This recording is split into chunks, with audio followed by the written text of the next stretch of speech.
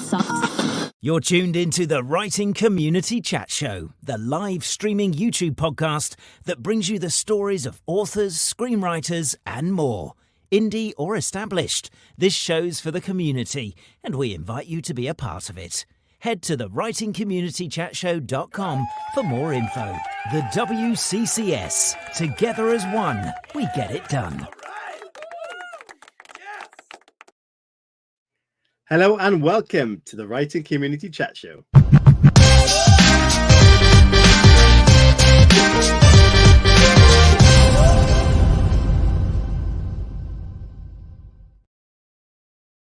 Hello everybody and welcome to this week's Writing Community Chat Show. We are more than excited to be back on the show this week. It's been a couple of weeks since we've had a bit of a regular showing through guests pulling out through sickness and all sorts of things. It is that horrible time of year and these things do happen. So we apologize if you've been looking forward to us having the shows and we've had to postpone, but be assured the guests that we had booked on will return and we will get them on the show at some point. I am sat here virtually with the awesome Mr. Hooley to my left or to my right. I'm not sure how that works. And I hope he's had a good week. How are you doing, Mr. Chris Hooley? Yeah, I'm good, thanks. Happy to be back after our little hiatus through illness. I feel like there's lots of illness around, so we can forgive people for a little bit. But you know, it's I get lost without the show in terms of what do I do on a Friday night if I don't have the chat show? I know it's a bit of a weird one. Yeah, glad it's back. Yeah, next month, by the way, March is coming up, and in March this show will be 4 years old, and I think that's a milestone we need to celebrate. So you guys in the chat, hello to you all. Thank you for tuning in live. We love it when people tune in live, but we love it when people listen back and watch it back. If you're watching back or listening back, please don't feel afraid to leave us some comments about this show or previous shows. We will catch up with you. But we want to know if you think we should throw a party for our birthday show next month, or if you'd like us to do something different, let us know and we'll be open to suggestions. Yeah, because 4 years is quite an achievement, I think. And I'm not sure about you, Chris, how you felt, how long the show would last for. But we certainly haven't felt any sense of kind of creative, what's the word? Creative fatigue. That's the one. Yeah. And we really love doing the show and we still do. So 4 years in, what do you think about that, Chris?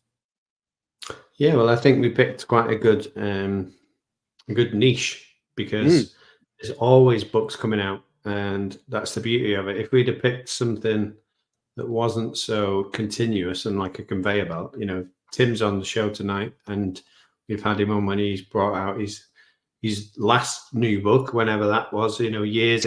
We're talking, obviously he's had books in between that he hasn't come on the show, but the last time he was talking to us, he had a new book and he's written a few more since then. And that's the beauty of it. We get to speak to guests like Tim again and obviously get to know what they've been doing in that time. And I feel it's quite nice. It's great to build that sort of connection with our returning authors, but it also makes me feel a bit like shit because they've done this book, and whacked them all out. And I'm like, oh God, we're still on book talking two about it. Yeah.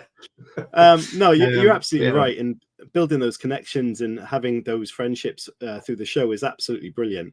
And Tim in his career is written over 40 novels. And like we said, we're on book two. So that's incredible. And it's a huge achievement. But it's going to be a fun show. Tim is a triathlon athlete. He's completed Ironman competitions. He loves wine and beer, which is, you know, speaking to our hearts. He's a fan of rock music. He's written books in the Alien series, which really speaks to me, and he loves horror too. So there's a lot we're going to dig into that tonight, and I'm looking forward to it. But before we do that, you may have noticed this new addition to the background of my studio wall, bedroom wall. This amazingly soft, extremely well-made scarf was sent to me for my 40th birthday, which was 13th of last month. The amazing Anna, who is a big fan of the show, she supports us like you wouldn't believe. She's a member of a Patreon and the YouTube membership, which you can see right now. If you're watching it, you should be able to access that if you want to join. And along with that, she sent me a lovely card the nice message with this scarf that she handmade, by the way, matching the show colors, which I think is incredible, and this unbelievable, outstanding version of The Sandman by Neil Gaiman. It's a brilliant graphic novel, which is incredible, and I have started looking into it. But it's also signed by the man himself. So yes, absolutely incredible. So I was over the moon to receive this from Anna. So thank you so much. And that shows you how long since our last show was, Chris, because it was kind of birthday or pre-birthday level. So that's almost a month. Yeah. And with 4 years of the show and you being 40, I mean, I'm not great at maths, but that means the show's been going for 10% of your life. Yeah, I'm not good at maths either, so I'm not going to reference that. I think that's right. Yeah, okay. And he says, so cool. Yeah, and Tim having over 40 novels. So 40 novels, 40 years, and 4 years of the show. That's a lot of fours going on. Yeah, the big 4-0. Neil Gaiman, Sandman, Zoe, welcome to the show. Wait, Chris Hooley, did you ever get your package? Not yet. Not yet. Chris Hooley's got a bit of a directional issue. He will get that. Don't worry, Anna. He will receive it, and it's not going to be lost. Halo, greetings. Hello to you. Queen of Horror meets King of Horror tonight. That's going to be nice. So we want your horror questions coming in, Miss Halo. The darkness is here in the best of ways. So, yeah, looking forward to those questions. Chris, one more thing before we start. You're a football fan. As I said, tomorrow you've got a big day. The blue cards, if in America, we're referring to soccer. The blue cards sin bin, what do you think about that? I think it's an absolute disgrace. As a rugby fan, I think it's very good. No, the amount of cynical fouls and stuff, I don't want to go too much into it, but in the after show, we will talk about this because... Okay. Yeah. But my point for bringing this up, I want to know for the people that are watching, the blue card is referring to if you've been naughty, you can blue card them and they can go off the pitch for 10 minutes and not be able to play. So if you could blue card anything in your life, what would you blue card? For me personally, I'd probably blue card the people you walk past and smile at and say hello, and they just walk past like they haven't seen you. I'd give them a blue card. Yes. Yes.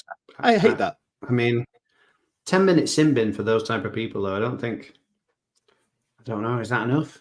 It really irritates me. I'm glad you said that. Yeah, but 10 minutes they get to sit out. So would you blue card anybody for an action?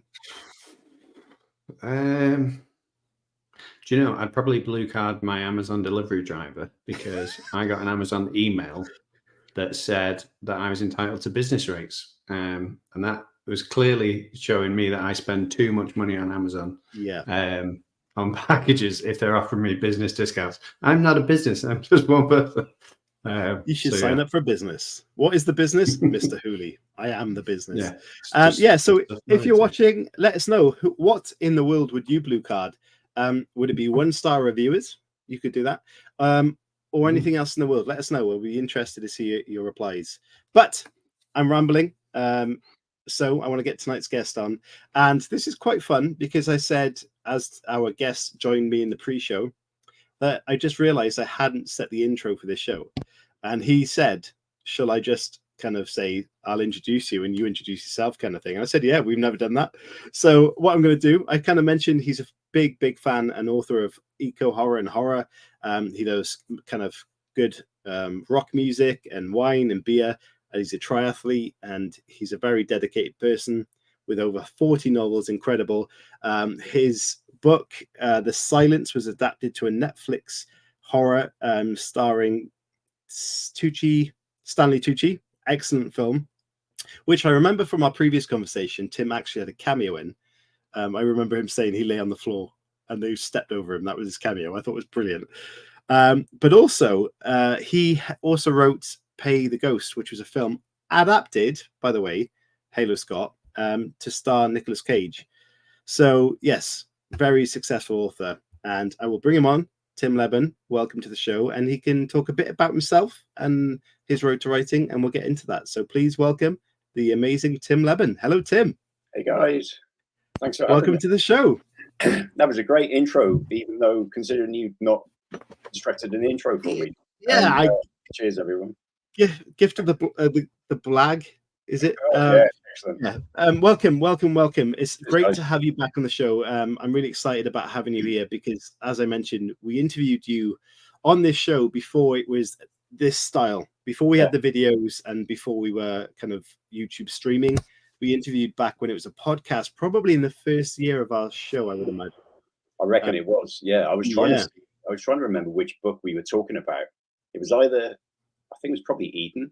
Or yes, it was. It was Eden, right? Okay, yeah. It was because I'd read Eden and I loved it, and I can see it on your in your picture frame to your right hand side now. There it is. Fascinating concept, and I absolutely love that. Yeah, cheers. So it's really exciting to have you back and to see where things have gone. But as I said, we will go through your story as we would a new guest, because there'd be a lot of people who wouldn't have heard that.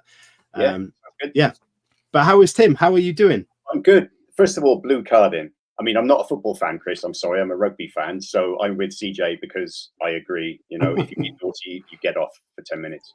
But I blue card. I've got the poster down there. Actually, I'll show you the Pay the Ghost poster later. I blue card people who don't raise a finger to you when you stop in the car to let them pass. You know, so if there's a car in the street and you stop and you sort of wave them on and they drive past without even acknowledging you. I love that. I'm a pretty mild-mannered person generally. I just get mad. Yeah, that's a great one. Not good. And also Amazon reviewers who leave you a 1-star review, and the review is not the book I ordered, or my book had a torn cover. You know, so they're not reviewing the book; they're reviewing Amazon, and that that winds me up as well. Blue card a lot of them. I like that. That's good examples. And we had a guest on before that said the package, they had a 1-star review because the package was damaged. Yeah. And it's just so stupid. Yeah. Halo said, I would blue card team building meetings. Absolutely. Totally agree with that, Halo. So when I was, this brings to mind not one of the reasons, but I've been writing 18 years full time now. Before that, I worked at local authority. I was a surveyor in a building department. And we went to many team building meetings, and and I knew what I wanted to do. I knew I wanted to quit work, and I was working towards it. I was writing, you know, I've been published for 25 years now. So I was writing books while I was working full time, and then I was working part time. And we went to this one team building exercise, and it always starts saying they sit you in a circle and they ask you what you want to get out of the day, and I'm like, free lunch. You know, a day off work and food. Yeah, day off work, free lunch, and a glass of beer at the end of the day. And I remember a phrase this one guy used, this management executive, whatever, and it was, "You've got to helicopter above the situation and open your belief window." And I thought, fuck it, I'm out of here. I'm quitting, and I'm going to write full time. So Halo, totally agree. So that was like a pinnacle moment in your career then, that you just thought, I've had enough of this. So I went part-time 22 years ago, I think. I worked in a local authority department. It was flexi time. So I'm sure, I mean, my boss was one of my best mates as well. He knew what I wanted to do. Yeah. So I clock out for half an hour for lunch and then open my laptop and start working, and then clock back in and then keep writing for a bit. You know, I did screw the system a little bit, I guess. Sorry, taxpayers. But then I was part-time for 3 years, I think. And it was, so Monday, Tuesday, Wednesday morning, I'd be writing. And then Wednesday lunchtime, I'd have to put my shirt and tie on and go to work. And it was soul destroying. And the job, I was lucky in my job that, you know, the pay was okay and it kept us going. It sort of paid me to write full-time, part-time. And then I was a surveyor for the construction industry, so I was sort of a cost. I dealt in numbers, and I'm terrible at numbers. Words are my thing, obviously, but I managed to construct a graph that showed the perfect time for me to quit work and go full-time. So I showed my wife, and she said, "Yeah, it's this. You know, I said we've got a year's money if I go full time now, and if it's a disaster, I'll go back to work." Wow. So I just did it, and then my mum passed away, and couple of months after that, I just thought she'd want me to give it a go, and I did, and never looked back. Always in the back of my mind, there was this idea I could go back to work, but not really. It wasn't really. So I love the fact that you essentially surveyed your working stroke author life and then figured out the perfect time to go for it. I think that's incredible. Yeah. Well, we were quite cautious. You know, it was a big gamble. I remember my wife's folks were very much behind me, but they were also, I think, quietly they said to Tracy, "This is a bit of a gamble, isn't it?" Because you know, I was making money writing, but not as much as I was making working. In the 18 years since I quit, and now I've definitely made more on average than I was making back then. Some years, you know, professional writer, you've had loads, you've spoken to loads. There's very few who sit back comfortably and don't worry about money. Yeah. Some years are really good. Other years are not good. And the good balances out with the bad. But I've been lucky enough to have I'm fairly prolific. Like you mentioned, I've got, happy birthday, by the way. I think I had a pair of socks for my 40th, so the scarf. I'm still drinking my gifts. Oh, nice. Was that Kraken?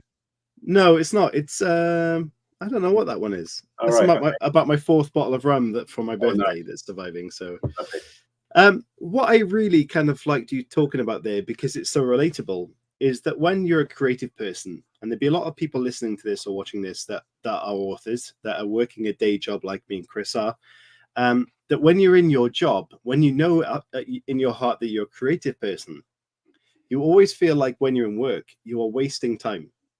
Like that time is just, yes, you're earning money to pay the bills, but you're wasting your creative life. And you're really torn between your dreams and having to pay the bills and live in society. And there's a really hard sort of choice between the two, where to put your time. And it's a very relatable story. And I think you've done the thing there where a lot of people, there might have been some of the best authors in the world that were on that line that never took that step. Right. You know, it was a big gamble, like I say. And for the first month, I'd never been out of work since I was 18. You know, I was quite lucky. I'd only worked in 2 or 3 jobs. And the first month, there was no paycheck that goes into the bank. And I was, holy shit. Yeah. I'm looking after myself now. But I think there's a lot of benefits from me working full time for somebody for years before I went writing for myself, because I've still got a 9-to-5 mentality now, even though my kids have grown up and left home and my wife works. I still basically work a working day writing wise. I do stuff like this in the evenings. I do, Zooms with America and interviews and editing. But my writing time generally is sort of 9 till 3ish. So I took that from work, and also the idea that I pay myself a salary now. I've got writing friends who get paid, put it in the bank, spend it all, and then it's tax bill time and they're shit. What do I do? But I pay myself a salary, and I put money aside for tax and stuff like that. And I'm not very good with money, but that's a hangover from working full time. Pressures it puts on you, I think, as a writer, is when you're earning a living with a day job and you're also writing's your passion, but day job is your safety blanket. As a writer now, I always have to balance the art and the commerce. I make decisions about what jobs I'm going to do. If I'm offered something, it might, very, very rarely have I done a project that I'm not excited about, but occasionally I'm offered like tie-in jobs and stuff like that I don't really fancy. I'll be lucky enough to be able to turn them down, but you do have to balance up the stuff you're doing writing wise with the necessity to earn money. Yeah, it makes a lot of sense. So Tim, how did you navigate those early days then, in terms of let's take you back if we can. You've just finished full-time work. Yeah. It's the sort of first month of you having a crack at it full-time.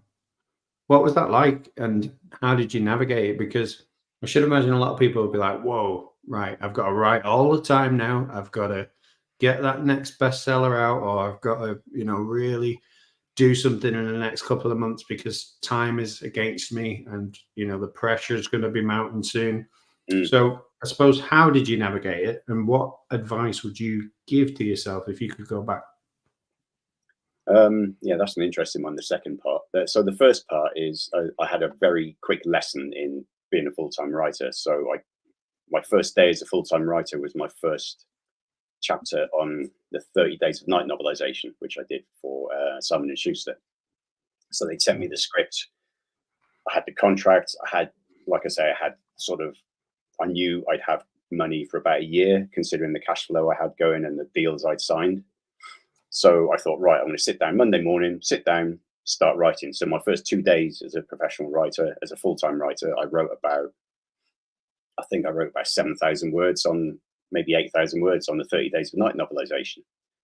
And it felt that it was going well. You know, I had the script that I cut and pasted into a Word document. So I had all the scenes.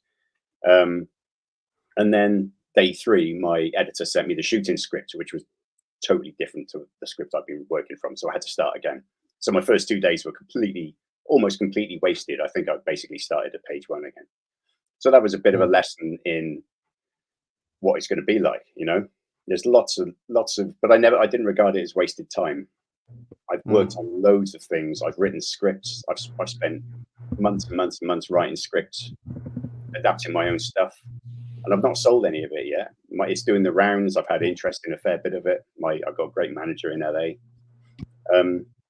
But that's also time I've spent writing that I've not earned money for. But I don't regard it as wasted time. You know, I don't think, right, I've earned money with 4 days of writing this month, but 6 days I haven't. I just think if the money's okay, I'm doing all the creative stuff I want to do and I feel like I want to put effort into.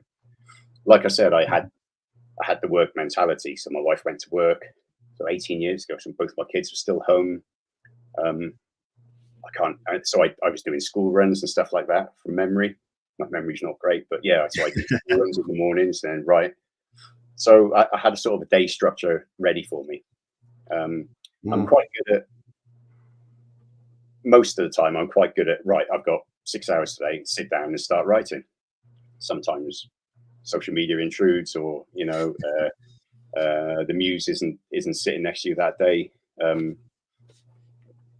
that's part of the writing process. I think sometimes your brain says you need a day off, and I get frustrated as hell if I finish the day and I've only done like 200 words or something. So when I'm in the saddle, I'll do a couple of thousand words a day on a project, but on a bad day I don't, and I feel frustrated, but it's definitely part of the process, I think. I would think having written over 40 novels, like I said before, is a massive achievement. And mentioning screenplays that you've written, all of that experience develops you as a better writer as well. Has your writing process changed much since you kind of started your writing to where it is now? And do you think there's any kind of surprising challenges throughout that kind of journey? Yeah, for a while, I think Among the Living is my 48th novel, which is a bit terrifying, actually. Wow. Quite a few of those in collaboration. So Chris Golden and I have written 8 novels together, I think.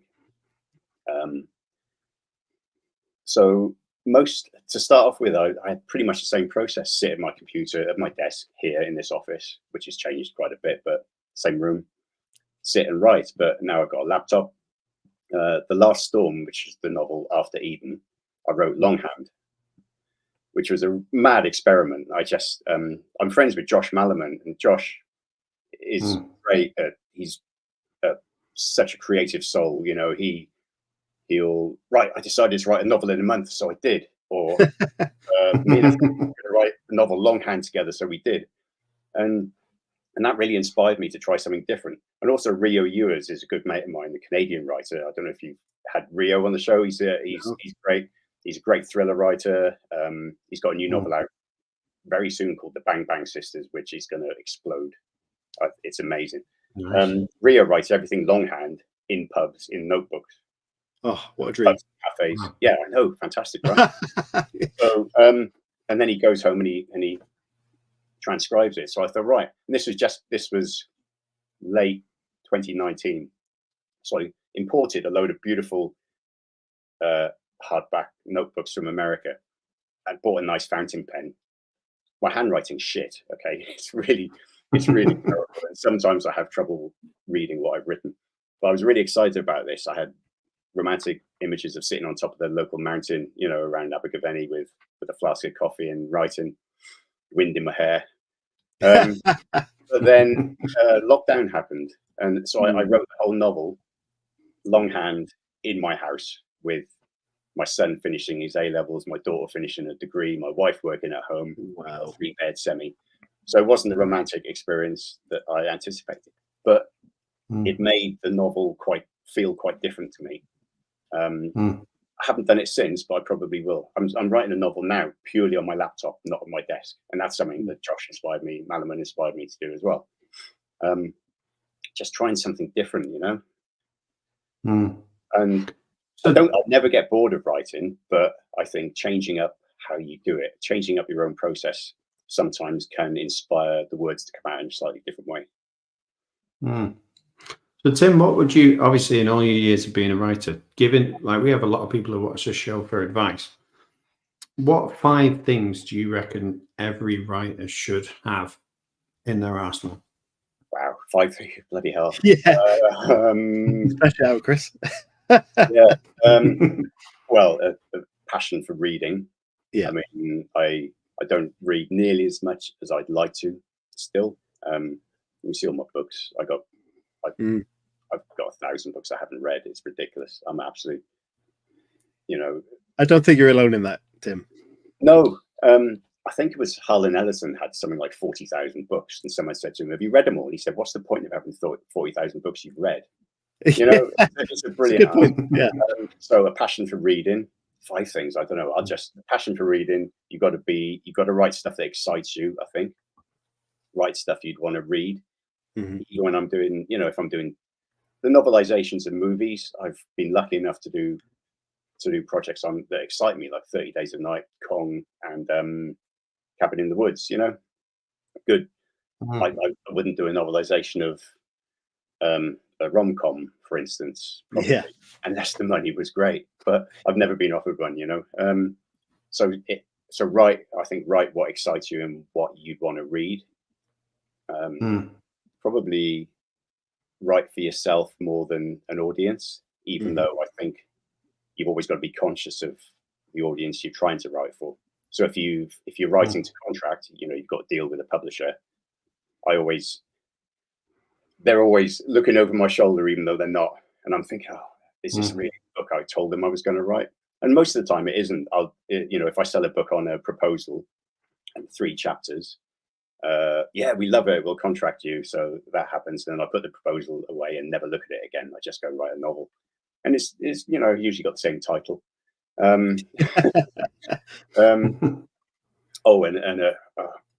mean, I haven't got a thick skin, but a thick skin, you know. You talked about Amazon reviews earlier. Would you blue card a 1-star review? No, I totally wouldn't, because I think if you're writing something that everyone likes, it's probably not very good. Certainly in the sort of field we write in and we read, you know, you can't please everyone. So you got to be able to take the good with the bad when it comes to reviews and feedback. Some people aren't. I've seen writers engaging with reviewers, and I wouldn't. No, unless it's a great review. You know, I've made friends who through them reviewing my books.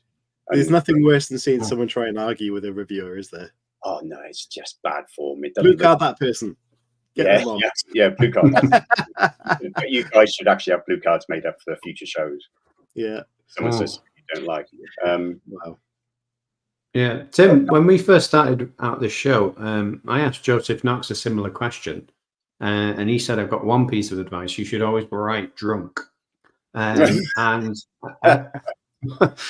I was just wondering, because obviously everyone's having a drink, and you've mentioned the love of wine. Have you ever done that and gone, do you know what? I'm going to get drunk and I'm going to write a book and see what it turns out like? I've written drunk. Like 1,000 words one evening, and it was like you say, almost an experiment. You know, I thought, what's it going to be like? Because I've, you know, often have ideas if I've had a few drinks late in the evening, have an idea, scribble it down in a notebook, and like I said, my handwriting's terrible. I get the gist sometimes. Wake up in the morning saying, "What is even this story?" If I can get one word in 3, I can just sort of discern the meaning of what I wrote last night after a bottle of wine. sounding like a right lushy. I mean, I do like a drink, but not all. But I did try drunk once, and it was fucking terrible. I woke up the next day and read it, and it was gobbledygook. So I need clear mind, cup of coffee. Sometimes peace and quiet, but honestly, most of the time I still write to music. I love music so much. I don't want to sit down for 6 hours without listening to it. But what kind of music do you listen to? Because I do that. I used to listen to a playlist with lyrics in, but I've had to move on to kind of piano type music or music without lyrics into and chilled out music. Do you have a certain type that you listen to? How does that work for you? I'm generally like you, actually. Lately, I mean, it used to be I'd listen to music I know so well that you almost don't hear it. So I put a Motorhead soundtrack on, or Thin Lizzy, or something like that. But the lyrics lately, I listen to a lot of film soundtracks. Oh, amazing. I mean, Interstellar, Dunkirk. Interstellar's one of my favorite writers. I'm writing a space horror novel at the moment. Interstellar is constantly in the background. And also, weirdly, I'm a big rock fan, punk rock and all sorts of music, really. But probably a year ago, I got into a bit of jazz. And so sometimes I'll just put an instrumental jazz playlist on just for a background noise. Often don't really, you hear it, but you don't listen to it. You know what I mean? Definitely.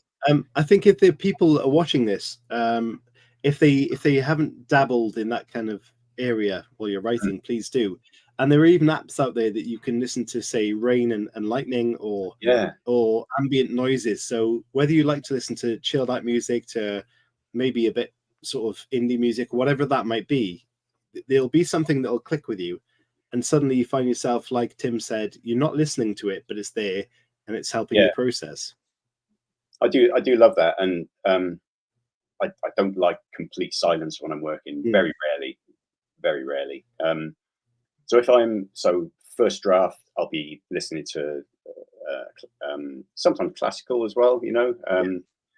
But if I'm editing, if I'm doing anything other than really like intense creative writing, I'll put some rock music on. I've started listening to vinyl again the last couple of years. So I'll chuck an album on, and every 20 minutes you have to get up and turn it over, and it's good for you. You know, you can tell I'm at a standing desk at the moment, but when I'm writing, I don't. I sit down. So every 20 minutes I have to get up, flip the album. And sometimes DJs after the show, that's what happens. Oh dear. So you DJ on the decks. No, I agree with you completely. I've got twin boys, and their Christmas presents this year were vinyls and record players. And what I love about that is there's a lot of people in our generation, younger generations now, that never listen to a single album. They listen to songs on shuffle, on Spotify, whatever that might be. And now with vinyl, people are going back to listen to the whole album. And there's some special story in an album. That's right, because albums are constructed in the same way as, I mean, a lot of people watching this like short story collections. And I don't just throw a short story collection together. I think about, you know, I've had a few collections out now, and I think about where the stories are placed, and it might be thematic. Sometimes it's like, you know, start off with a banger, one you think's really good, and end off with a novella. But and albums are totally like that. I mean, some of my favorite albums. I mean, how can you listen to like Misplaced Childhood by Marillion on shuffle? You know, it's or you know, No Sleep Till Hammersmith by Motorhead. You hear the encore first. Totally agree with you. I'm really loving getting back into vinyl. It's horribly expensive, but I just pick up I pick up a lot of vinyl from gigs now. If I see a young band or a new band gigging, I'll buy the vinyl off them at the merch table, because they put it in their pocket, and that's as it should be, you know. Lovely. But Tim, as somebody who obviously this is your 48th book now that you're writing. I think it is. I've lost count. Have you looked back on your career and gone and had sort of light bulb moments with novels and gone, oh, I was writing about that in that book, and it sort of sparked a revelation? I'm not expecting you to go into sort of like, oh, this book, I discovered I was talking about this deep dark secret that I had, or you know, this thing that has been eating away at me for years. But I'm just interested in terms of, you know, because when you're writing a book, it's very personal and sort of in the moment. Mm. And then with time to reflect, I'm just wondering if that changes the sort of the meaning behind the book, or, you know, your feelings towards it. For some books, definitely. I mean, you guys know everything you write is a bit autobiographical, because Definitely you have to put a little bit of yourself into what you're writing if it's going to be any good. You know, I probably have written stuff that's just, and you know, I don't. So I'm an entertainer, really. That I think of myself as a entertainer. I know I'm not like, I don't know, it's self-deprecating, I suppose, but you know, I'm not one of the most amazing writers there's ever been. I'm an entertainer. I could put a lot of books out. I love telling stories. I'm a storyteller, you know. That's a better word, a storyteller. And I still tell stories in all formats. You know, novels are my main thing. I've worked on computer games. I'm doing a comic, scripts, audio dramas. It's all storytelling in different formats, which I love doing. But there's been a couple of things, like when I wrote The Silence, it was for me. So ideas don't hit me like a punch in the face very often, but The Silence did. I can actually remember thinking monsters that hunt by sound, and I call it The Silence. Yeah. And somebody else must have been listening in America, got the same idea. But so I wrote the novel and sort of submitted it and stuff. And my wife read it and she said, bloody hell, this is us. It's our family. And I thought, shit, it is. The two kids in the book were my kids' age when I was writing it. The dog Otis in the book was our dog Blue. Amazing how autobiographical it was. And when she said that, I thought, oh shit, what have I written in there? You know.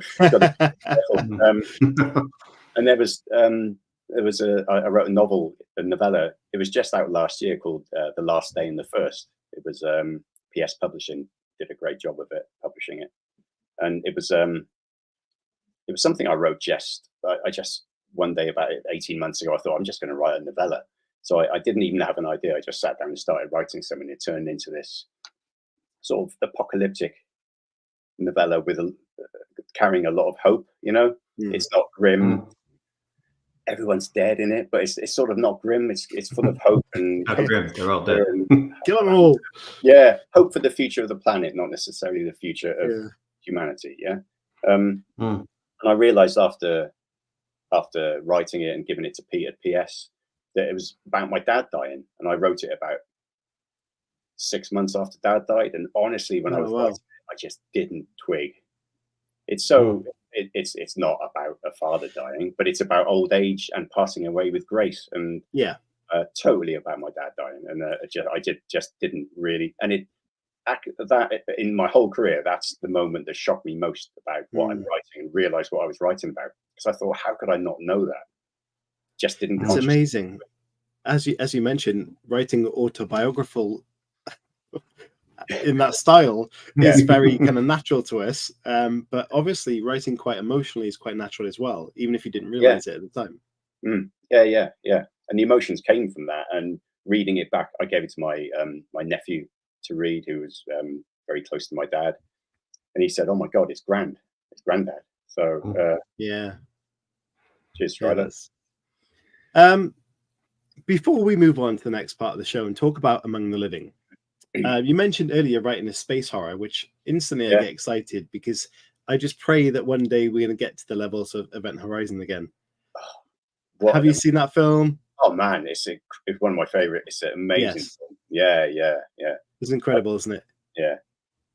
So I've heard rumors that there's talk of a series based on it. Not sure if it's a good idea. Speaking of that, I mean, Alien Romulus is coming soon. Yeah. Aliens on Earth. Yeah. Good idea, bad idea? I live in hope. Yeah, we all do. I think it's one of those things that it has so much potential, but you just want them to make it right. I think Romulus is actually based in space. It's the Noah Hawley TV series. The TV series is almost contemporary. Yeah. Noah Hawley's great. You know, I think he'll make a great go of it. Romulus sounds like a teen stalker thing in space. It might be good. It might be fun. I think not. I don't think either of them are really strictly sort of. I mean, they're going to be canon, but they're not really tied to the other films. Yeah, and I think that's probably the way to go with Alien now, because canon's all messed up anyway. The novels I wrote are canon, but that was fun. God, that was a labor of love writing Alien novels. Tim, this is going slightly off topic, but it's just because of what you've been talking about. I watched Saltburn the other day, and I don't know if you've seen that, but people have talked about it. And about midway through, I thought, this is like the talented Mr. Ripley. Yeah, exactly. And when I thought that, it ruined the whole film for me, because I won't ruin it for anyone, but it got to the point where I thought, there's probably a lot of people watching that have no idea that the talented Mr. Ripley even exists. Right. So therefore, when they watch it, it'll be like, oh, wow. I'm wondering if certain films, it's getting to that moment where you could essentially tell a very similar story and it have that shock factor for a brand new sort of younger audience, if that makes sense. Do you see that yourself in terms of what you see in the writing world, in terms of, obviously in TV and film and obviously novels and novellas and short stories? Do you think that could happen rather than sort of remakes of Jurassic Parks and things like that? Yeah, I mean, we've seen films that are sort of heavily influenced by Alien and Predator and that sort of thing. I do wonder if Alien Romulus might reach a whole new audience that may have not seen. Yeah, of course. May have not seen the original films. An interesting conversation. My daughter's 25. My son's 21 soon, and we all love Star Wars. They love the stuff I love, Star Wars and Lord of the Rings, and every year they rewatch the Harry Potter films over Christmas. My daughter said, "Oh, I love the Phantom Menace and the Star Wars prequels." I said, "But they're not the best films." She said, "Oh, I think they are, because I watched them when I was a kid." And I totally get that. I mean, she also understands that Star Wars and Empire are superior films, but she's got and it's a nostalgia attachment to films and books probably as well. My nostalgia attachment to Aliens, which is my favorite film of all time. Oh, where is he? I'm pointing the wrong way. There's a little page out there. It probably isn't the best film ever made, but for me, it's the film that probably had the biggest effect on me when I think it was 18 when I watched it.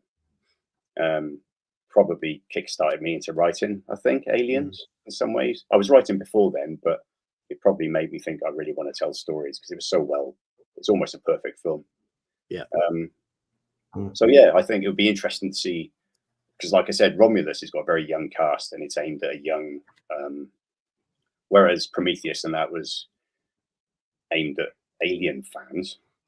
I don't want to say too much about Prometheus because I'm not a big fan. I think Romulus, they're just going, right, we got a fucking great idea for a teenage slasher film in space with this brilliant, one of the best monsters in cinema, I mean, it makes sense when you say in the sense of having younger audience that now maybe don't connect to that nostalgia of what it was like for us growing up watching those films, to now hit a new audience. And we see a lot of that with the new films coming out, remakes of films from the 80s that hit our attention, but also hit the attention of new people. So it's not directly connected in the sense of it is a follow-on from the previous movie, but it's also available to the new audience. I think it's very clever. Yeah, it's not a bad thing. Yeah, I mean, it's not just in the movie world as well, because it's happening a lot on the radio with the songs that we hear, the pop songs. There's so many pop songs coming out now with songs from the 80s and 90s. It's incredible. How do you mean, like mixed in? Yeah, a remix, or a sample of the song. Yeah, I think it's crazy how much they're taking from that era and put into modern music. I think it's they're just repurposing a lot of the stuff that was successful in our times. You'd hope it would drive listeners back. Yeah, to the source, but if it doesn't matter, It scares me because, like, I work with teenagers, and just two examples just this week. So we were doing like a music quiz, and I played Justin Timberlake's new song. And they were all like, "Oh, I know who this is. It's the troll." So they were referring to Justin Timberlake as the troll from Trolls. Brent, and they didn't know anything else about him. They were like, "Who's that guy, the troll?" And that just made me feel really old. And then I walked past some kids and they were laughing at a sketch from South Park, which was released when I was watching it as a teenager, because it was one of those I Kill Kenny moments. And I was like, oh my God, like they're just discovering it now, like through TikTok and stuff. But that was new to them, like they'd never seen it. And I was like, for me, that felt like it's been around forever. And yeah, that's scary. Little things like that happening where the meaning of things and that people are finding and discovering things that just seem old to you. I think nothing ages you like as much as entertainment. Like the age of film, like Aliens, 1986. Incredible. That is now, 40 years old nearly. And I was listening. I like rock. I like Slade. I'm a Slade fan, and I'm not ashamed. Fucking great band. I was listening to their album the other day. It's Rogues Gallery, and in my head, it's one of their newer albums. It's 40 years old. Wow. Oh, I'll put Slade's new album on. It's 8 years old. Oh man, it just ages. Amazing. Right. We're going to have to move on to part 2 of the show. We're getting way into this conversation because we might run out of time for certain things unless we drag it on, but we'll see what happens. I'm okay. I didn't. You guys are. Okie dokie. We didn't play the intro video because for round 1 because I was too busy getting lost in conversation. However, this is part 2, which is called What's the Story? So when we come back after this little video, hopefully Tim has rehearsed his blurb pretty well. Ooh.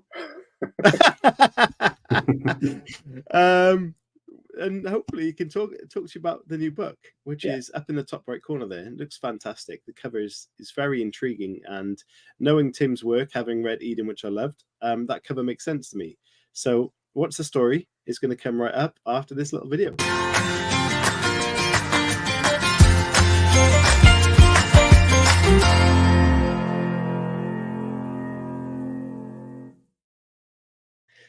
So, Tim, Among the Living, can you let everybody know what that's about, please?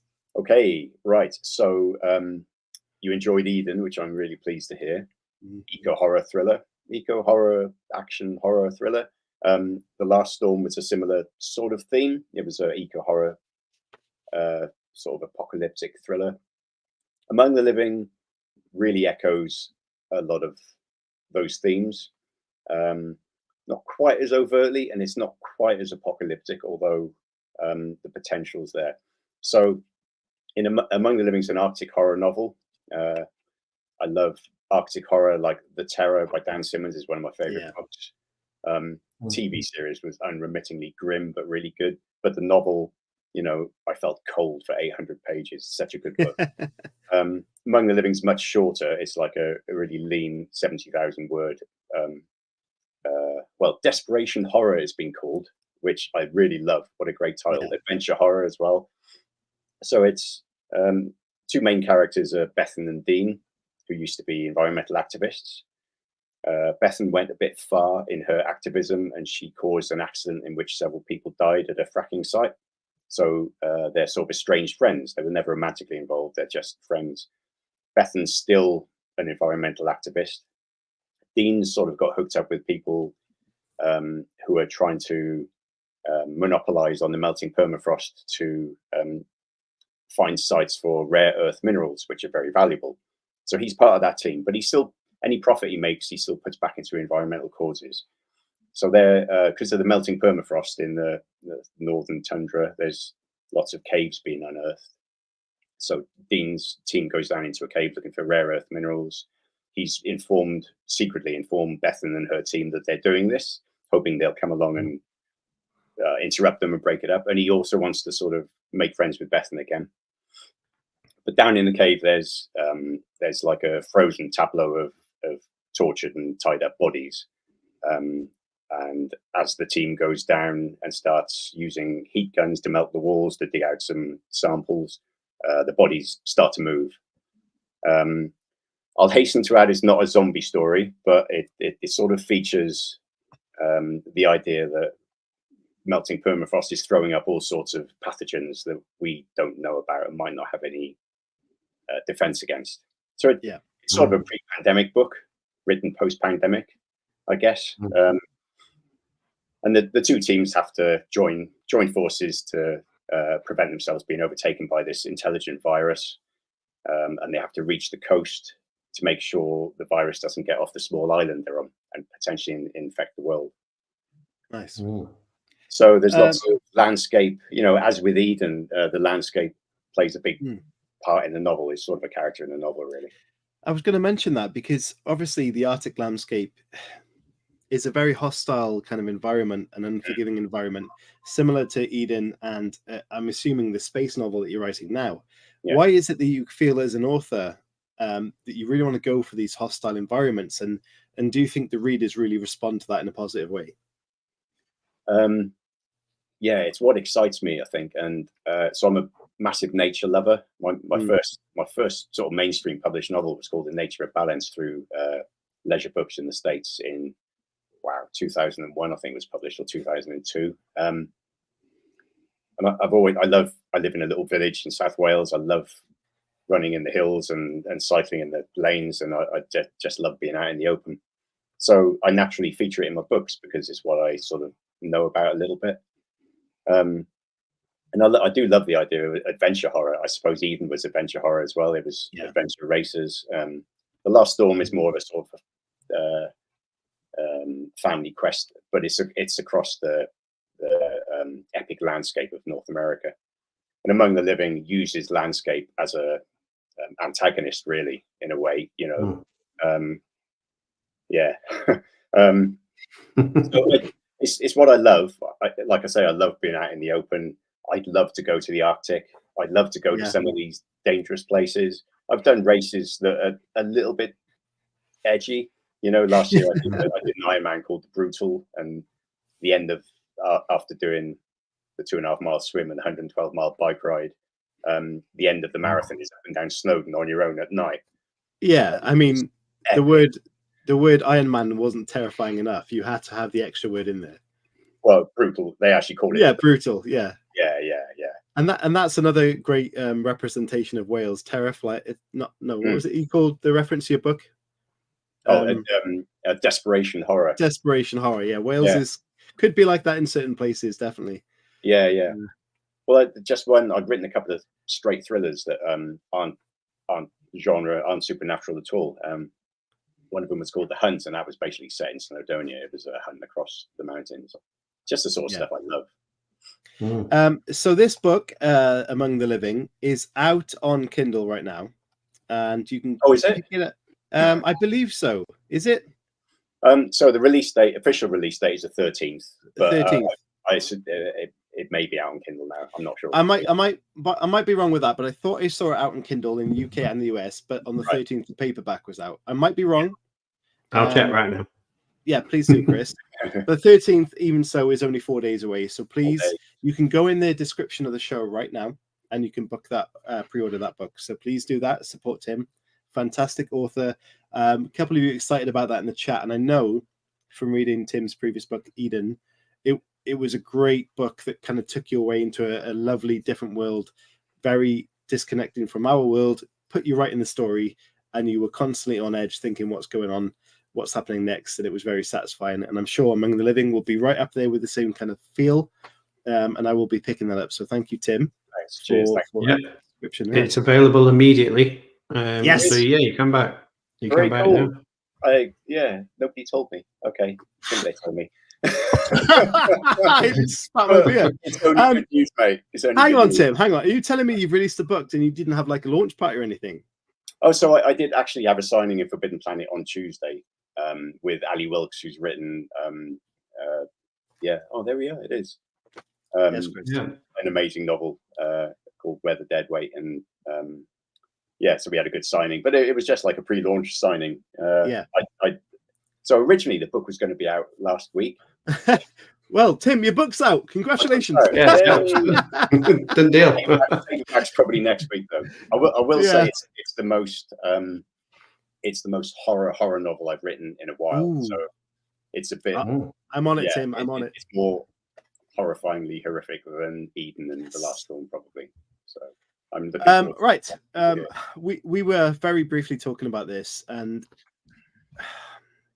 it's February, and we were looking for a book club read. So I think we make Among the Living the book club read for February. Yes, can we read it? And then if Tim doesn't mind at some point in the future coming on, and we'll ask him questions about the book, and we'll ask him to chat about it and open it up to people who want to join us. I'm excited about that, Chris. Sounds good to me. Yeah. So if you want to do that, we're going to do that. Read along February. Our February read is going to be Among the Living, and we'll read it together, and then we'll book a date in the future, and we'll put Tim under a bit of pressure by asking him some questions.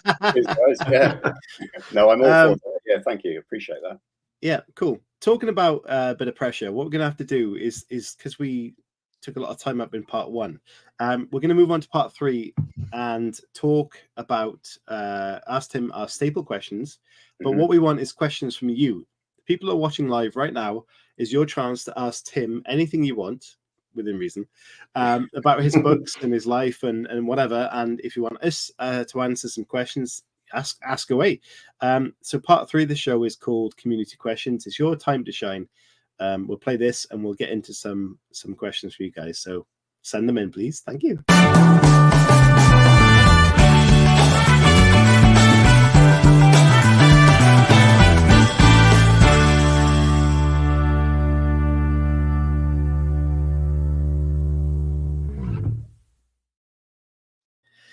So, Mr. Hooley, I know you love this section of the show, and you always come up with some brilliant questions. So, can you take us away with community questions, please?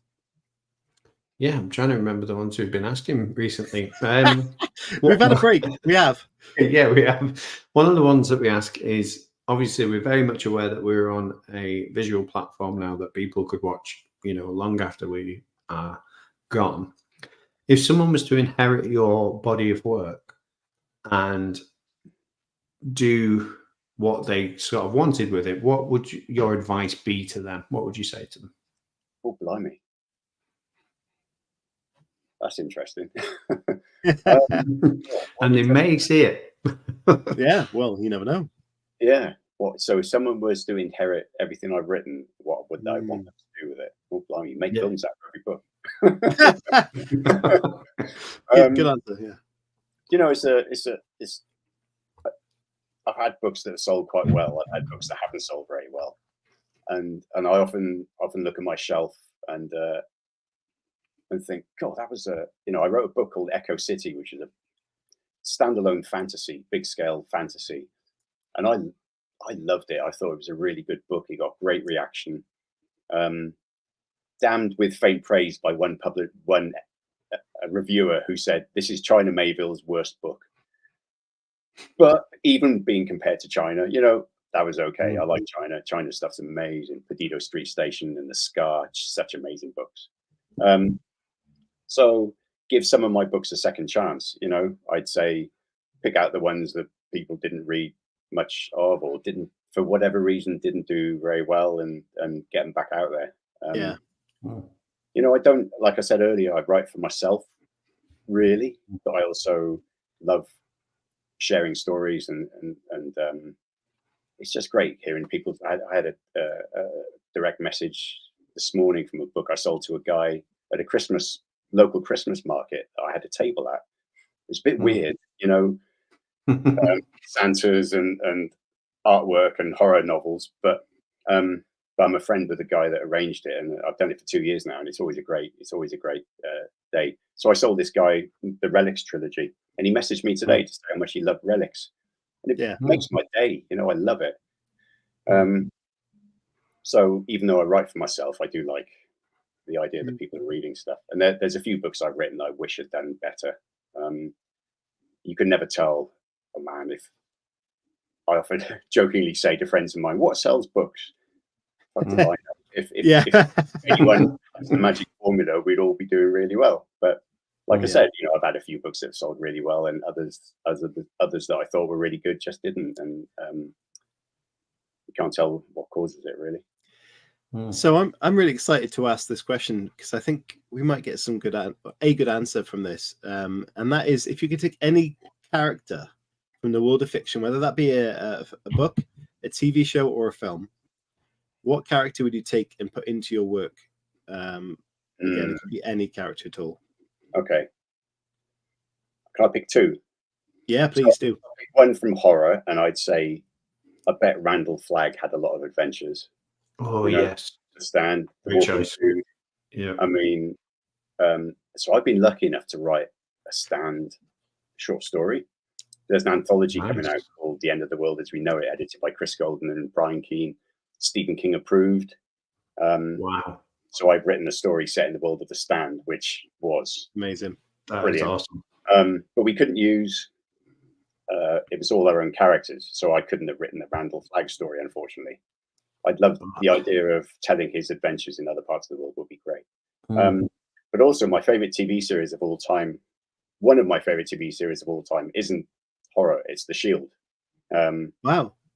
And Vic Mackey, the main character from The Shield, I'd love to, in many ways, I hope we never find out what happened to him after that final episode. But I'd love the opportunity to come up with my own ideas. Or even tell his early story, because he was a bent cop from episode 1. So what made him like that in his early days, I don't know if either of you guys have seen The Shield. Yeah, we study it in media studies. We study some episodes. Yeah. It was I think it was one of the first series that really went novelistic. It was almost Shakespearean in its, and I just still blows me away now that the most sublime 2 final episodes of a TV series ever is 20. I think it's 20 years old. Wow. It's 18 to 20 years old. Yeah, just brilliant TV. It led on to stuff like The Wire and all these other long form, series that really are novels on TV, whereas TV series used to be short stories on TV. There'd be a story a week, possibly with like X-Files with the overarching story behind it. But The Shield just changed the whole TV landscape, I think. A good friend of mine, a screenwriter in LA, Stephen Sisko, he used to live next door to Sean Ryan, the guy that ran the showrunner on The Shield. And he was actively avoiding him for a couple of months while the last season was airing because he didn't want to know what happened. Yeah. Nice. Good. So, Tim, this is a question that I've got, which we don't necessarily ask on a regular basis, but obviously, as you are a horror writer as well, I feel like it's relevant. So, what scares you, like personally, as a horror writer and obviously a person? What scares you? Oh, my family in peril, without a doubt. Yeah. I mean, I'm not a big fan of spiders, but they're not really scary, unless they're the big fucking bird-eating bastards that they get in Australia.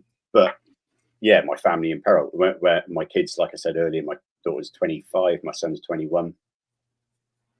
When they were born, my writing changed overnight to probably everything I write. You can pretty much find somewhere in there about a loved one being in peril. The Silence being the prime example of that. The Silence was purely about parents trying to protect their kids against a horrific threat, apocalyptic threat. Family in peril and sort of unfairness against loved ones, that doesn't scare me. It makes me angry. But the fear is bad things happening to people you love. Have you seen the film No Escape with Owen Wilson? Don't think so, no. It wasn't Owen very... Wilson is in a serious film? Oh my God. This film, as you mentioned, what your fear is, I guarantee Pierce Brosnan was in it as well. I guarantee if you watch this film, you will have the sweatiest palms you've ever had in your life throughout the entire film. Really? And that's all I'll say on it, but go and find it because it's absolutely brilliant. Right. And it is literally family in peril in a country they don't understand or can't get out of. Right. It is fantastic. It's horrifying. Yeah, actually, it is. When you mention sweaty palms, there's one other thing that terrifies me, and that's heights. Oh yeah, me too. Which is, have you seen Fall, the film about the two women climbing a like 2000. Yes, I have. Yeah. Oh yeah. Just horrible. And it's a really weird. I watch these videos online of people climbing to the top of towers and hanging on by their fingertips. And honestly, now I can feel my hands starting to sweat. Just the thought of heights is a nightmare thing for me. It's something that developed as I got older. I used to be fine with heights, and then about 15 years ago, we went to Center Parks, and I was doing the high wires with my daughter, who was 6 or 7 at the time, and we were strapped on, and she was hanging out over the edge and swinging across, and I was holding onto a tree, and she said, "Mom, Dad's saying fuck, fuck, fuck, fuck." Really, the spirit come out of nowhere, and it was but I don't think it's irrational. It's totally logical. It's a logical thing. If you fall, you're going to die. So, I mean, that's your body in historically or through evolution telling you don't do that. Don't do it. We shouldn't be up in trees. Yeah, we came down from trees millions of years ago, mate. We don't want to go back up them. There was. Sorry, go on. I was going to ask you another question, which is kind of a fourfold question. So obviously we talked about your love of books and films and bands and a little bit on wine. So I'm going to ask you to recommend one of each that people may not have heard of or explored before. So one book that you think should be celebrated, one film, one band, and then one brand of wine. Okay, right. So book. Oh God! I mean, there's millions. I mean, it's pointless recommending a Stephen King book because he doesn't need my recommendation, and everyone's probably read it. So, there's a writer called Ray Cluley who I think is brilliant. He writes short stories, and not enough of them. His first collection is called Probably Monsters, and it's one of the best collections I've ever read. So I'd recommend Ray Cluley. Also, I mentioned I'll recommend another book. It's one I read recently. Kaylee Dobbs, who's Happy Goat Horror she's a reviewer. So Kaylee wrote a short collection called The End, which is really good. Thoroughly recommend that. My face is Happy Goat Horror is in the chat, and we got a question. Yeah. And I was so confused because I was looking at her profile picture, and it's very similar to Halo Scott's. So I saw Goat Horror and Halo Scott next to each other with a similar profile picture, and I thought there's something weird happening here. So Kaylee might be watching. Yeah. Okay. Yeah. So yeah, great short story collection called The End. So that's books. Yellowtail Shiraz wine. I like wine. I'm not a wine snob. I'll get a bottle of Yellowtail. It's 6 or 7 quid, and it's great. You know. Tim, wine or beer? You have to get rid of one. Which one is going? I get rid of beer, probably. Ooh. Oh, I don't know. That's a which kid you get rid of, you know? Yeah, I mean, when you go out for a long training session on your bike, you don't want to come home and have a wine, do you? No, you want a pint of really hoppy ale. Yeah, you're right. Actually, let's get rid of wine. Yeah. Bands. You know what? I can't do one of each. So my favorite band at the moment is Idols. I absolutely love Idols. I'm going to see them in Cardiff in July. My favorite band is Frank Turner and the Sleeping Souls. I've seen them live so many times. I've met Frank, edited a book based on one of his short stories, based on one of his songs, co-edited a book. He did a gig for us at the launch. I mean, that's a whole other story. Amazing. So what's that? Wine, music, books, film. Right. Oh man. So I think one of the best adaptations of a Friends film is The Ritual from the book by Adam Neville. It's you know, when they say never show the monster, then in The Ritual they showed the monster, and it was terrifying and really good, and it wasn't a letdown. And there's a scene in that film where the guys are in the cabin and they fall asleep and wake up, and it's just utterly terrifying. I think it's a really great adaptation of a brilliant book. Doesn't always happen, you know. I still think the book's better. I still think, you know, I was really chuffed with The Silence. I still think the book's better. but they made a great job of the film. But Adam's adaptation was fantastic, I thought. I think you mentioned a poster earlier that if we don't get to show this, Halo might kill me. Oh, hang on. So can you please show us that? Luckily, it's not on the wall. There we go. Oh my god! My name's on the bottom somewhere. That is incredible. Yeah. So that was. I wasn't involved in the film, unfortunately, which would have been really cool. So I didn't get to meet the Cage Meister, but I got to meet Stanley Tucci and Kiernan Shipka. Oh yeah. Got to be in the film, which was good for the silence. I mean, that's not a bad. Yeah, Stanley Tucci, what a guy. He's lovely, and you know, people have said, "Please tell me he's lovely," and he is really lovely. Yeah, we didn't chat for very long. We were on. I felt a little, you know, it was on set and it was busy, and I didn't want to be in the way. But he was sitting down on his phone. I just went over. I said, "Hi, Stanley. I'm Tim. I wrote the book." Sit down. He went and got me a chair. A good old chat, and then the phone went. He said, "It's my daughter. I've got to." So yeah, but so we didn't talk for long. But he was didn't talk about himself. He just asked me about me, and it's just a sign of a decent dude. I think he's very good. Right, okay, we've got a couple of little questions in here. Okay, only a couple, but if you've got any more, guys, if you want to ask them, send them in now. And I get if you haven't got the ability to, that's fine. Happy Goat Horror, first one. This might be an inside question, not sure. Yes, Tim, Among the Living is scary as F. So my question is, how dare you? Does that make sense? How dare I? What did I do in the book that she hates? I don't know. Bailey, I don't know. Don't give any spoilers away, because that might refer to something. Yeah, we'll leave that one. Okay. Email me after, Bailey. Yeah. How dare I? Hang on, what did I do? I mean, I've done some bad things in previous books that have got me in a lot of trouble. The Silence. I don't want to give any spoilers just in case people haven't read it, but I do something nasty to a pet in the book, and I've had so much shit about that. Yeah, more than the millions of people I've killed in my books.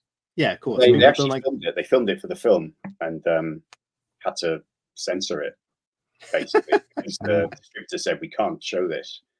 So if you watch the film of The Silence, there's a scene in the car with the dogs barking and they have to silence the dog.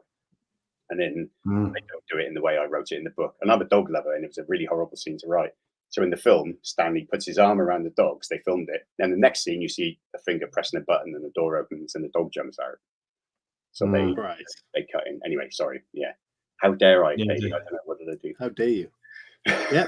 But you would, though. Like, I love dogs as well, but you would in that moment. You'd be like... Yeah. Well, that's why I thought, it's the dog. Punch in the snout. Yeah, exactly. That dog's getting shut up. Okay, Halo says, have you ever come up with a murder method too disturbing to use in a book? Only you could ask that question. I do in my spare time. I think that's a sign of what Halo does in his spare time. Maybe. Who knows? Jesus. I'll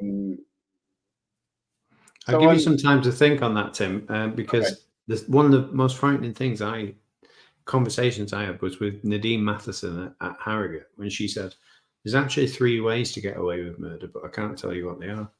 Because she was a lawyer and she knew like people in the police, and she honestly, I genuinely think that she does know of these 3 ways. Probably, yeah. But she was like, we can't write about them and can't tell you what they are, but there are 3. And I was like, what? And she's crazy. Like, I know them. Wow. Yeah. Don't push me, Hooli. I don't concentrate, I don't sit here thinking what's the most grotesque way to kill somebody and freak people out. So I don't think I write extreme horror. I mean, Among the Living has got some of the most, probably the most extreme horror I've written in a while, but it suited the story, I'm not a splatterpunk writer, as it were, and I've got nothing against any type of horror writing. So I guess I don't really, what I'm saying is I don't really sit down and think to myself, what's the grossest way I can kill this character? Yeah. If something comes up, there's a couple of nasty deaths in Among the Living, it, like I say, it sort of suits the story and suits the idea I had for it. But I didn't think, right, I'm going to make this as gross as I can. saying that, if I do come up with some really gross ways, I'll make notes for my next book. I mean, there is two in those moments. Tim, sorry. I was just going to say, in those moments when you're writing and something just comes up, do you just find yourself leaning into it, or do you sometimes go, "Oh, hang on a minute, I'm going to write this because this is my idea, but I'm sort of going to navigate it and do it in this way"? Yeah, I usually I'll lean into it and write it, and then think about it. There's always editing. There's always moments when you take a pass and you might think, "Oh, it's maybe a bit much," or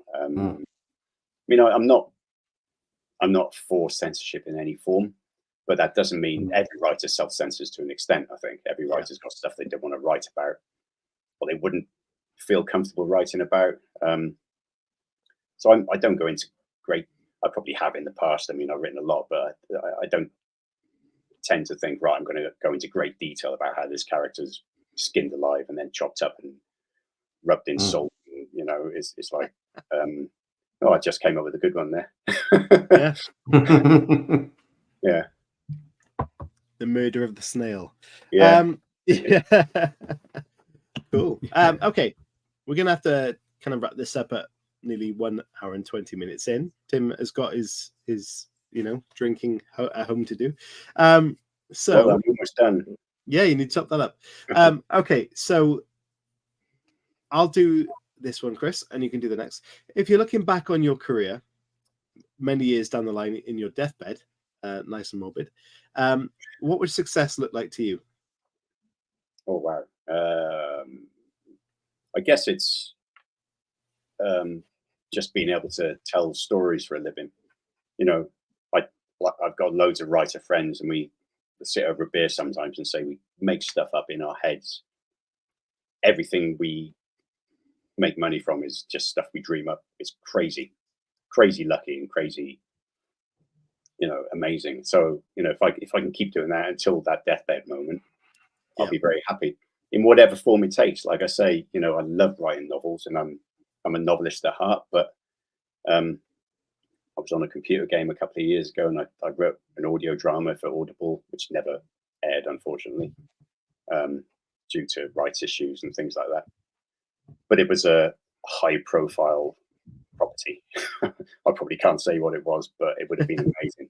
And it's all storytelling in different forms. Like, I've really enjoyed screenwriting, even though I haven't sold anything yet, but there's stuff ticking over, So just being able to make up stuff out of your head and buy your house with it. It's incredible, really. It's weird. I do say I'm very lucky, and I maintain that, but my good friend Stephen Volk says, fuck that, you're not lucky, you work really hard.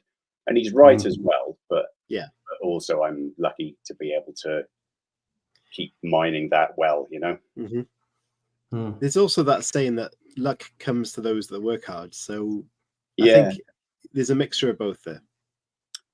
Persistence plus luck equals success, Yes. I mean, persistence is a big part of it. Like we chatted about earlier, what you say to writers, just don't give up. Literally, don't give up. If you've got a passion to write and you've got a story to tell, just keep trying to do it. However many times you get turned down. Was it Frederick Forsyth turned down like 60 times for Day of the Jackal, And J.K. Rowling was turned down how many times, but just keep at it, keep plugging at it. The next question that I'm going to ask is kind of linked to the morbidness. Let's say somebody's on death row, they've got 24 hours left to live. They want to spend some time writing to the family and stuff like that, but they've got time for something that you've done. Because obviously you've got your fingers in so many different pies, Tim. So I'm not going to just say a novel. What would you want them to spend their time on? They can only do one thing and look at one thing that you've done. What would it be? Well, I wrote this book, How to Break Out of Prison. No, actually, I could do. Blimey. So considering they're on, they might not have so much time, I'd say pick up a short story collection. So I was lucky enough this last year to win a World Fantasy for a collection I wrote called All Nightmare Long. Wow. which followed the trend of being named. My first collection was called As the Sun Goes Down, and it's a Thin Lizzy song, The Sun Goes Down, and then Nothing As It Seems was another collection, which is a Pearl Jam song. Yeah. And then another collection was called Last Exit for the Lost, which is Fields of the Nephilim. And this was All Nightmare Long, which is Metallica title. So, and as indeed Among the Living is an Anthrax song. A few people have picked that up. I hope there's no copyright on titles. I don't think there is. But yeah, I think a short story collection, because there's all sorts in there. They can pick and choose their final short story, which is what a terrifying thought. And I'll bring this question up because you've just mentioned nightmares, and obviously it's a seamless transition. If you could bring one of your nightmares to life, which one would it be, and who would you unleash it on? That's a great question from Halo. Yeah, it's a weird one to talk about, because I used to have a nightmare when I was young and ill, if I had a cold or tonsillitis or something. And I've tried in my writing, and the current novel I'm trying to do it, is trying to bring it to life in words, and it's really difficult. It's just this sense of extreme space and scope, and I'm a tiny figure on this huge landscape, and it used to scare the hell out of me. And in a way, I miss having it. I haven't had it in a long time. I'm lucky enough I don't get many colds and stuff, so I'm sort of quite lucky in that regard, I think. So who would I unleash it upon? Oh, there's plenty of politicians. Do you never get that feeling, Tim, when you look up at the sky and you get that sort of feeling of insecurity or like insignificance, because it's like, wow, the universe is I love standing in the back garden looking up. Yeah. I think it's a comfort. It's almost comforting. You know, you realize it makes it stuff like that can make you. It can make you, I guess, a bit insecure and feel like that you're not that relevant. But it'll also make you think about your problems and how small they are and insignificant. Yeah, it's pretty terrifying, because it's impossible to wrap your head around. You know, you look up and think, oh, that star might have ceased to exist 1 million years ago, and we won't see it for another 1 million years. But it's that sort of scale and scope you can't get your head around, really. And that's the nightmare that I had, and it's what I'm trying to. I've explored it in my writing a few times. I've never done it successfully. I've never written it and gone back and thought that encapsulates my nightmare perfectly, because it's. I don't think it's possible to do it, but I still try. Do you think when you were saying about Interstellar and the soundtrack playing, like that film is obviously, there's a lot of moments where sort of that vast landscape is on the horizon, in terms of you have to question like just how big the universe is. Do you think that is playing into what you're writing at the minute? Yeah, oh, definitely. In the space horror thing I'm writing, it's about wormhole travel. I mean, it's got its similarities to Interstellar. It's more of a horror than Interstellar was sort of sci-fi. It's definitely more of a horror.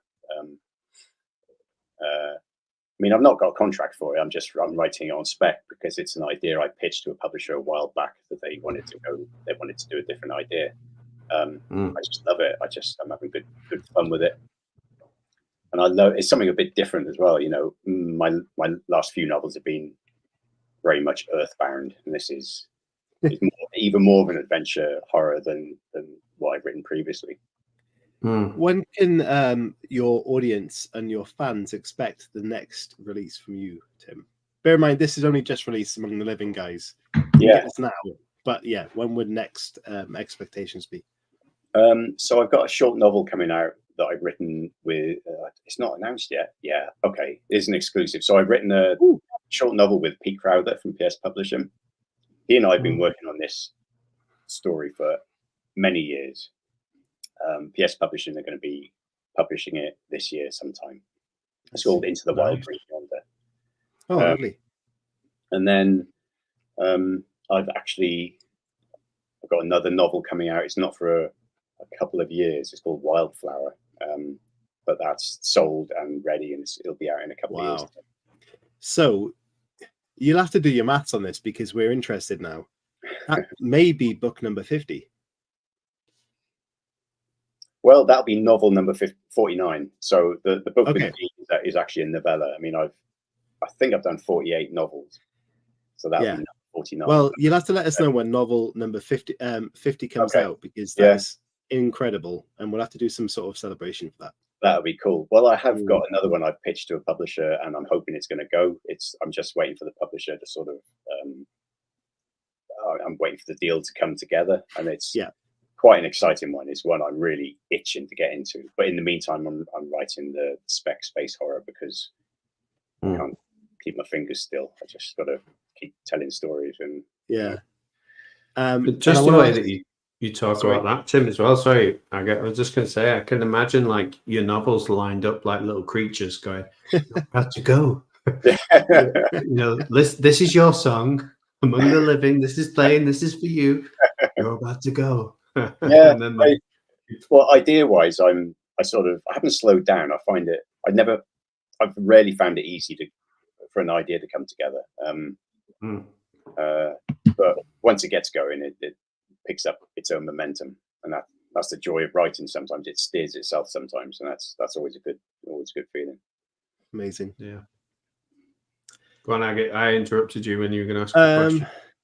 I was going to say, and this is probably the last question for me as we're pushing on an hour and a half, which is great.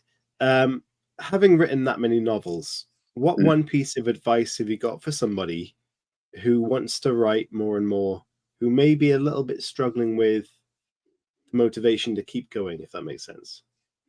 Because there's a lot of resistance in your writing. Yeah, I mean, I don't find writing easy. I find it enjoyable, but I never find it particularly easy. And there's always a point in a novel. I actually compare novel writing to doing an Ironman. Okay, so Ironman's in 3 parts. It's the swim, the bike, and the run. And the swim is like 1.5 hours. The bike's 7 hours, and the run's 5 hours or whatever. That's if I'm good, and it's usually more than that. But so you start off, the swim is the beginning of the novel, and it's really exciting, and you're really into it, and you're feeling great. And then you get on the bike, and halfway through the bike, like halfway through the novel, you're feeling a bit shit, and you haven't eaten enough, and you don't really know what's coming next. And there's always a point in a race of any sort that I do that I wonder what the hell I'm doing. Why am I doing this? I could be at home having a cup of coffee, But then you start the run, and the marathon at the end of an Ironman is always horrific, and it's a plod. But then you pick up momentum, and when you get into the end of a novel, you can see the finish line in sight, and the finish line is always the best part of an Ironman, and it's the best part of a novel is finishing a novel. So every novel I write, there's always a point where I'm stuck, write myself into a corner sometimes, and it's quite often halfway through. The middle of a novel is the toughest bit, because you've done the fantastic start, and you sometimes know where you want to go, and you've got to get there through the middle. But I just say keep writing. There's often projects that will grind to a halt, but it's like I said earlier, I don't think any work's ever wasted. And some projects, like Wildflower, the novel I got coming out in a couple of years, I started writing about 4 years ago and just put it to one side. Wow. And then I picked it up again and realized how I could finish it. So don't get downhearted by stuff that maybe grinds you down, and you think you have to put to one side to start a new project, because you can always pick it up again at another point. Amazing. Just be, I think persistence is the key against all odds, Yeah. I love that. Cool.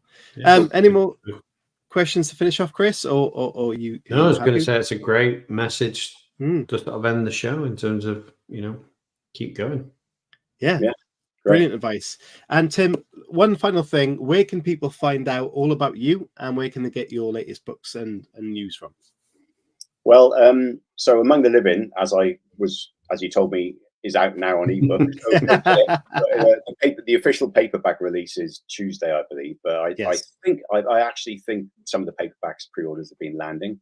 So if you're in the States, Copper Dog Books, who are on my T-shirt, Copper Dog Books they got a website. They're in Boston, so they're selling signed copies, signed with a book bag. So if you want a signed copy in the States, you can get it from Copper Dog. But generally, your favorite book supplier or online supplier. And I've got a website, Just Google Tim Lebbon, and I'm on Facebook and Twitter. Still call it Twitter. Yeah. I'm on Blue Sky as well. I'm not very active on there. I'm also on Instagram. I'm sort of not very, I do see stuff on there. Social media is it's a necessary evil, I sort of feel sometimes. But my email is readily available on my website, and I'm always happy to hear from people. Yeah. And make sure, Happy Goat Horror, you get in contact with Tim, because I want to know what he's done wrong there. What did I do wrong? What did he do? How dare he do what? I don't remember. Right. Okay. Yeah. I mean, quite a few of them. Yeah. Don't fall in love with any of my characters. Yeah. They're not around for long. Okay, guys, thank you so much for watching. If you could please hit the like button, leave a comment in the YouTube description. That's very important for other people to discover this, and get in touch with Tim on social media. But more importantly, go in the description, find the book link, and buy his book, because Among the Living is, as rightly Chris said, is our February book of the month to read. And at the end of the month, we will discuss this amazing book, and hopefully Tim can come and answer some questions as well. So yeah, pick the book up, and let us know how you're getting on with it through the month. If you're a slow reader like me, it's all right. We've got a month to do it. If you're quick, don't do any spoilers in the chats, please, because I'll be furious. But there you go. Tim, thank you so much for coming back on the show and sharing your story. Been a as pleasure, always, guys. Wonderful. Thank you. Yeah, I really enjoyed it. Thanks very much. Excellent. After show, Chris, are we doing this? Yeah, we'll do an after show, and we'll do an update from at the start of the show when we do an intro. Now that Among the Living is our book of the month, and we're going to read it as part of the book club, I'll do little updates in the next 3 shows that we've got before the end of February. Indeed. And yeah, if you want to get involved in that book club discussion show that we do, then please let us know, and we'll try. I think we can have about 8 people on the screen at any one time. So if you're somebody who's going to pick up the book and read it along with us, you can join the conversation when we've finished it, and we hopefully chat to Tim at a later date about it in depth. So yeah, your opportunity to come and join us on the Writing Community Chat Show. And if you are interested in joining the after shows, which is a Patreon or YouTube membership kind of show, you need to just sign up to one of those things. We'll send you the invite, and you come and chat to us live, recorded but not live on YouTube. It'll go on to the Patreon only, and you can come and ask us questions. We'll talk about the show, all that good stuff. So if you want to join into that, look at our Patreon links or YouTube in the description thing. You can sign up there somehow. Not quite sure how, but you can do it. And we'll see you next week. So please stay safe, keep writing, look after yourselves, and support each other. That's always important in the writing community. Thank you so much. We have loved this show. Tim was a legend as always, and we'll see you all very soon. Thank you, guys. Thanks. Bye. Bye.